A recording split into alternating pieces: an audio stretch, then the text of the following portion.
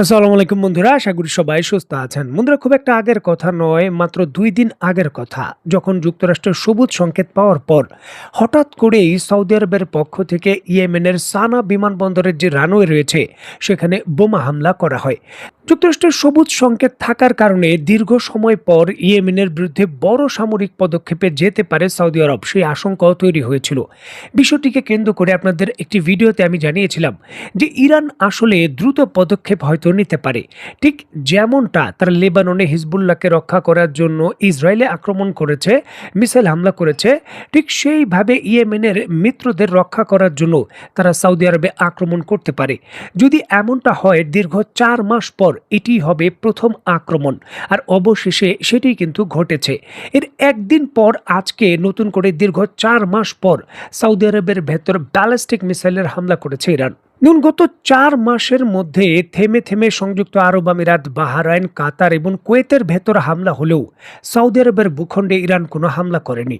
তবে ইয়েমেনে নতুন করে হামলার কারণে এবং নিজের ভূখণ্ডে হামলার সহযোগিতার অভিযোগে সরাসরি সৌদি আরবের কয়েকটি গুরুত্বপূর্ণ স্থাপনায় হামলা চালিয়েছে ইরান। দেখুন, এই হামলা এইবার শুধু সামরিক ঘাঁটি নয়, সৌদি আরবের কয়েকটি যে বেসামরিক স্থাপনা রয়েছে সেখানেও হামলার ঘটনা ঘটেছে, যার ভিডিও চিত্র পাওয়া যাচ্ছে। দেখুন, আন্তর্জাতিক মিডিয়া থেকে যেমনটা জানা যাচ্ছে, সৌদি আরবের আল খারজ নামক এলাকায় ইরানের এই নতুন হামলার প্রধান টার্গেট ছিল। এই হামলার কারণে আল খারজ শহরে সাইরেন বাজানো হয় এবং সৌদি আরবের বেসামরিক প্রতিরক্ষা বিভাগ সিভিল ডিফেন্স জরুরি সতর্কতা জারি করেছে। উল্লেখ্য, এই আল খারজি মার্কিন বাহিনীর ব্যবহৃত অন্যতম প্রধান প্রিন্স সুলতান বিমান ঘাঁটির কাছে অবস্থিত, মানে ওই অঞ্চলই হলো এটি। দেখুন, সৌদি আরবের কর্তৃপক্ষ যেমনটা নিশ্চিত করছে, ইয়ানুবু নামক আরেকটি সৌদি আরবের যে পশ্চিমাঞ্চলীয় গুরুত্বপূর্ণ শিল্প এবং বন্দর নগরী রয়েছে সেখানে সম্ভাব্য বিপদ সতর্কতা বাজানো হয়েছে, সেখানেও কিন্তু হামলার ঘটনা ঘটেছে। যদিও সৌদি আরবের পক্ষ থেকে এই হামলার পর কী ধরনের ক্ষয়ক্ষতি হয়েছে সেই বিষয়ে কোনো সুনির্দিষ্ট তথ্য দেওয়া হয়নি, তবে এই হামলার পর যে কোনো সময় আঞ্চলিক বড় স্থিতিশীলতার অবনতি এবং আঞ্চলিক যুদ্ধ শুরু হতে পারে এমন সতর্কতা করা হয়েছে। সৌদি আরবে এই হামলার বিষয়টা সামরিক কেন্দ্রবিন্দুতে বিশ্লেষণের মাধ্যমে অত্যন্ত গুরুত্বপূর্ণ হিসাবে দেখা হচ্ছে।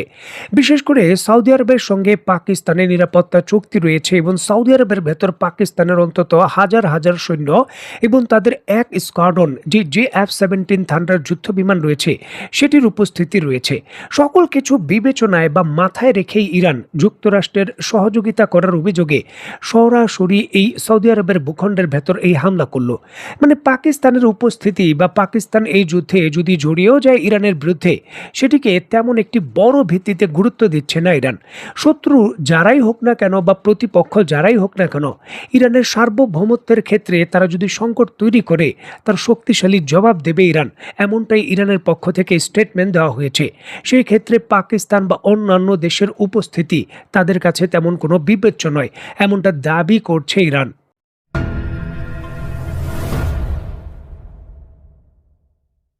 স্ক্রিনে বর্তমানে আপনারা যে দৃশ্যটি দেখছেন এটি জর্ডানের আকাশ থেকে তোলা। জর্ডানের নাগরিকরা জর্ডানের ভেতর অবস্থিত যুক্তরাষ্ট্রের যে ঘাঁটি রয়েছে সেখান থেকে এটি তুলেছে। জর্ডান দাবি করছিল যে ইরানের পক্ষ থেকে যে মিসাইলগুলো ফায়ার করা হয়েছে তার সকলগুলোই নিখুঁতভাবে তারা প্রতিহত করতে পেরেছে।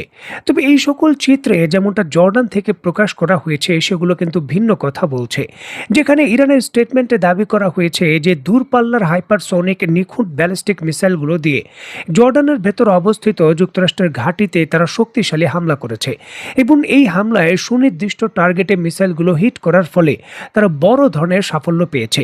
দেখুন, ইরানের পক্ষ থেকে দাবি করা হচ্ছে যে জর্ডানের ঘাঁটিতে নতুন করে হামলায় জর্ডানের ঘাঁটিগুলোতে থাকা যুক্তরাষ্ট্রের F-15 স্ট্রাইক ইগল যুদ্ধ বিমান, F-16, F-35 এবং অন্যান্য যে সকল ড্রোন রয়েছে তার মারাত্মকভাবে ক্ষতি হয়েছে।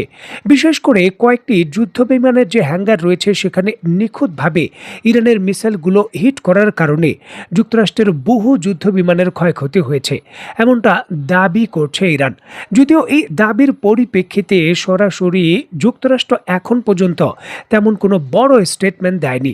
তবে এখানে জর্ডানের পক্ষ থেকে পাল্টা দাবিতে বলা হয়েছে যে ইরানের যে দাবি করা হচ্ছে সেটা ভিত্তিহীন।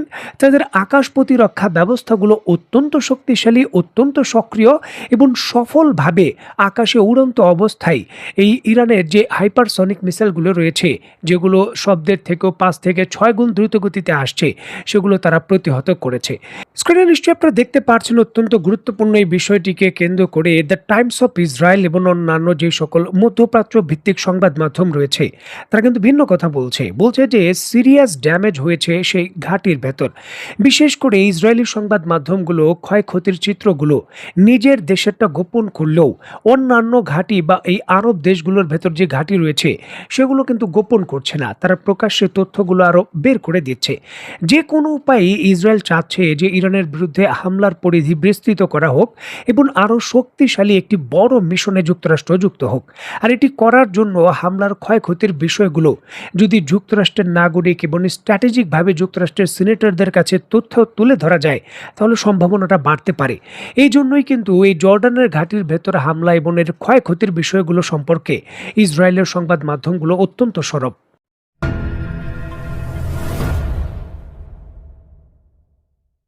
দেখুন, ইরান সরাসরি তার দেশের ভূখণ্ডের ভেতরে হামলার যে পাল্টা জবাব রয়েছে এর অংশ হিসাবে শুধু জর্ডান বা সৌদি আরব নয়, উপসাগরীয় অন্যান্য দেশেও হামলা করেছে। বলা হচ্ছে প্রায় 6 দেশে সরাসরি এর প্রতিক্রিয়া দেখানো হয়েছে।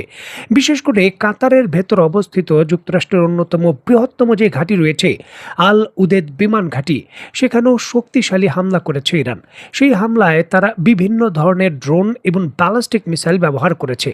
প্রথমে বিপুল পরিমাণে ড্রোন হামলা করা হয়েছে যাতে আকাশ প্রতিরক্ষা ব্যবস্থাগুলো সেগুলো প্রতিহতে ব্যস্ত থাকে এবং সোয়াম অ্যাটাকের অধীনে পরবর্তী সময়ে যে হাই স্পিডের ব্যালিস্টিক মিসাইল এবং ক্রুজ মিসাইল রয়েছে সেগুলো আঘাত আনে। এই প্রক্রিয়ায় কিন্তু অত্যন্ত সংবেদনশীল এই ঘাঁটিতে হামলা করা হয়।